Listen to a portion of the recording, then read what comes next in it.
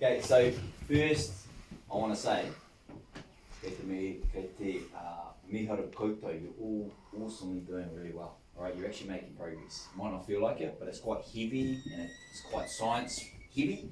And I know we signed up for PE to be active and stuff, but this is part of PE, and this is always the one that always trips people up. Alright, it's quite hard. Alright, but you're doing well. You're all making some progress in some way. Just to remind you, the due date, I did change it. You've probably seen it on Teams to Friday the 29th, which is not next Monday, but the next Friday, Friday week. All right, so we're all clear on that. And it's handed in via a hard copy stapled with your name on it to me at the end of that block at the latest, okay? You'll still keep writing in that assignment, right? Okay, so I've got an electronic copy too. Task 3 will need to be done too. I don't know when to introduce that, but I've got an exemplar here for you to look at for task 3, but I have a feeling that we're too bogged down in task 2 to even worry about this just yet.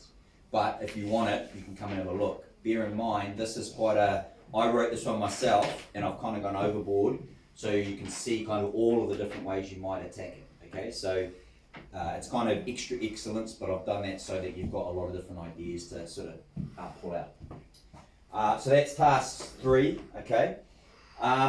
In general, going across all of your writing, I've given you individual feedback, but the general trend is this, okay? When you're doing task 2, it's really important you follow the scaffold that I've put in your book, which you've mostly done, and look at the exemplar. Like, it's not cheating to look at the exemplar to get an idea about structure. It is cheating if you just pull those words out or recreate that, but in your own words, okay? So there's a difference. I haven't seen that happen yet, but what I am seeing is you're shying away from the structure. The structure requires you to do this. For task 2, you give feedback to you or the player that you are analysing about the error that you found in task 1 for that phase, nothing else. So, for example, if it's a knee flexion error, in task 2 for that particular phase, I want to see you identifying and talking about feedback for the knee flexion error. Not anything else, because I'm not worried about that, because we end up going all the way over and off the reservation, and it's so hard for you to try and keep it concise, it's hard for you to mark. Pata. Do you mean like only one, or can we do 2 errors? If you want to do 2 errors, but make sure they're identified in task 1, alright? Yep.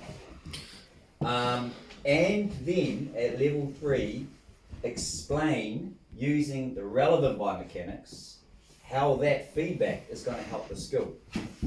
So if you have a look, if you remember back to the exemplar that I gave you, then you've got this electronically. I'll read a good section. If I was to improve the skill, I need to work on both areas because they both lead to decreased force applied to the ball. Newton's second law states that the ball will accelerate in proportion to the amount of force I apply to it. So if I want the ball to have maximum acceleration, I need to generate more. So all that person's done is gone to the files, found the definition of Newton's second law and inserted it. Alright, that's what I mean by relevant biomechanics. I think I would first work on increasing my trunk rotation, so remembering they hadn't rotated the trunk when they're doing the serve. So that's the feedback, improve the trunk rotation. I would do this because I think the error is a single error that could be fixed quicker than the elbow extension error. So this is where you start to get merits and excellences, where you're starting to rank which one you would start with first. You're telling me which is the most important error, and that informs your thinking about how you would attack the improvement. This is because the elbow extension error could be because I didn't get my ball toss correct or my jump was too high, meaning I need to work on that in more depth. Alright?